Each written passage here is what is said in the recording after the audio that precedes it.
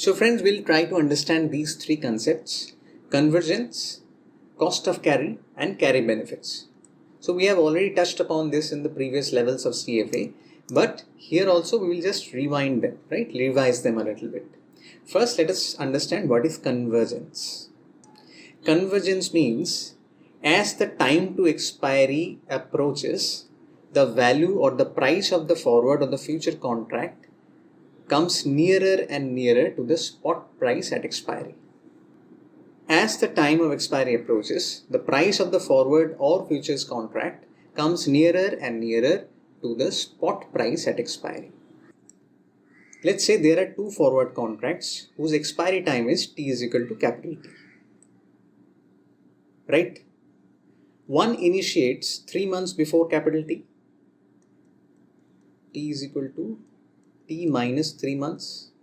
And the other initiates 6 months before capital T.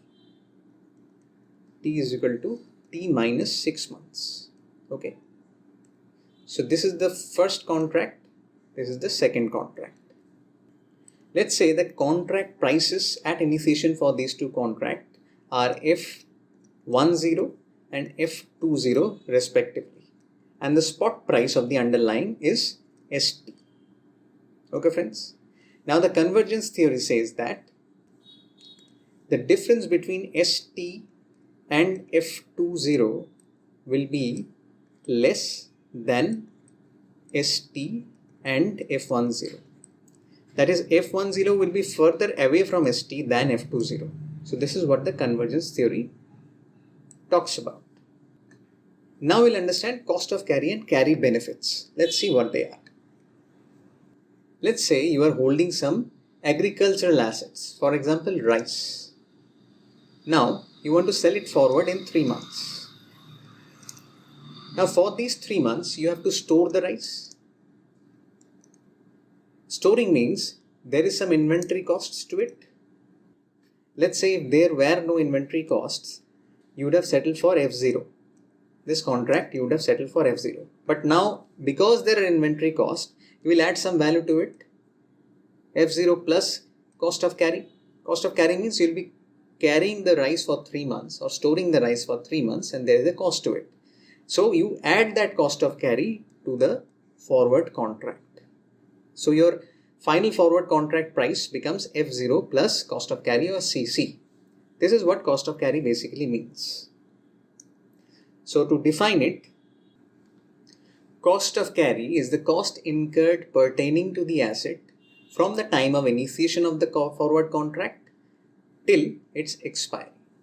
Cost of carry is the cost incurred pertaining to the asset from the time of initiation of a forward commitment till its expiry or maturity. Right friends? And similarly, what is carry benefit? You can understand from this. We can derive it from here only. Let's say you are holding some stock or some equity. And you are trying to sell a forward contract pertaining to this. Now, the forward contract matures at time capital T. Now, from time 0 to T, in between there is a period T is equal to small t, where there is a dividend being paid by the stock. So this is a benefit that you are getting for holding the asset till maturity. The contract has already initiated at T is equal to 0, right? The contract has already initiated at T is equal to 0, but because you are holding the asset, you are getting the benefit at T is equal to T, which is before the maturity time, right? If without this benefit, the contract price was F0, because of this benefit, this will become F0 minus carry benefits. This will be the final contract price, friends.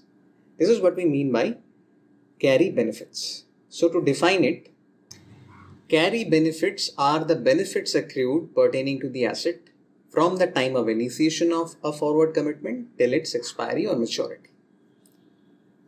Now friends, what about the convergence theory when there are carry costs and carry benefits both? Let's have a look at that. Now friends, let's say an underlying has a spot price initial spot price of S0. Present value of its carry cost is PV of CC, and present value of its carry benefits is PV of CB.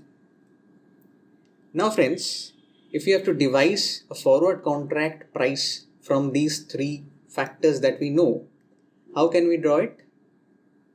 F0 is equal to future value of this spot price of the underlying plus the present value of the carry costs minus the present value of the carry benefits. So F0 can be written as future value of the underlying plus future value of the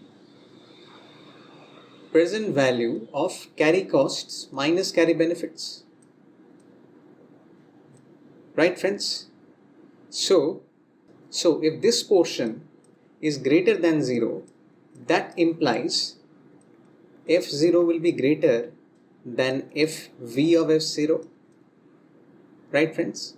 And if this portion is less than 0, then F0 will be less than FV of S0. Now friends, when will this be greater than 0?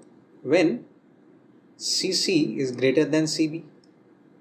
Right? When CC is greater than CB, this value will be positive, and therefore this entire portion will be greater than 0. And if this portion is negative, CC less than CB, that will imply this entire portion will be less than 0. Right? So friends, what we can do is, we can draw a pictorial format of this convergence theory by adding these two factors, CC greater than CB or CC less than CB. How does it look like? Let's say FV of S0 lies at this point. Therefore, if CC is greater than CB, then F0 will lie some point above it, right? And if CB is greater than CC, then F0 will be some point below this value.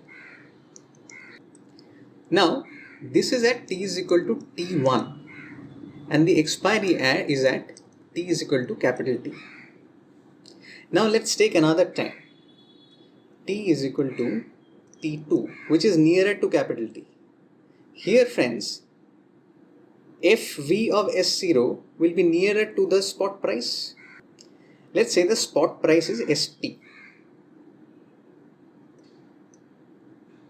So friends, at T is equal to T2, the future value of S0 should be nearer to the spot price. This is farther away, this is nearer, right? Now friends, these two points at T2 will come down a little bit. They'll come to somewhere here, let's say.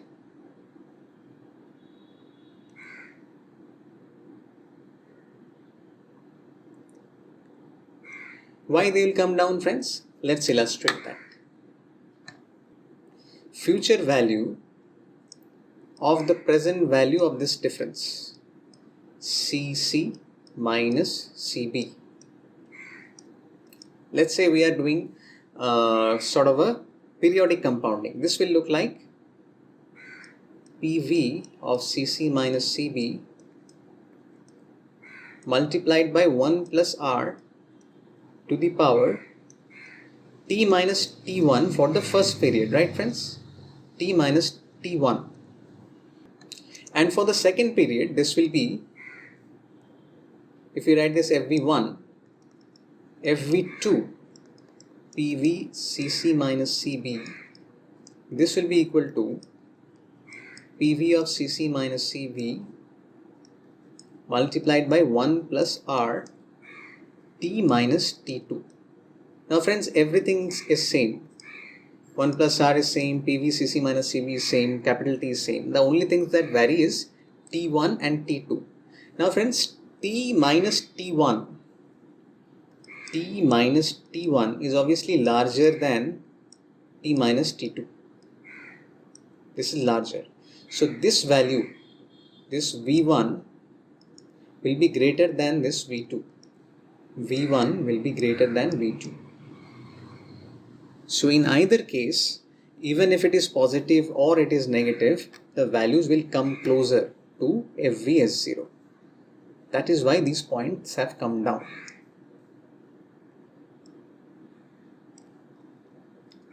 And the closer we get, this trend will follow. So this will come even closer. Let's say this is FVS0, which is even closer to ST, and these points have also come downwards further. Right, friends? And at t is equal to t, ST and FVS0 merge. Let's say this is that point. Now we can draw lines to join these trends.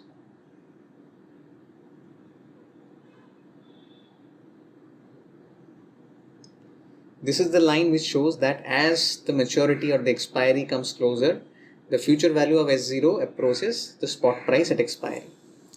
And the carry cost, carry benefit aspect, the impact of that also comes down as the expiry approaches.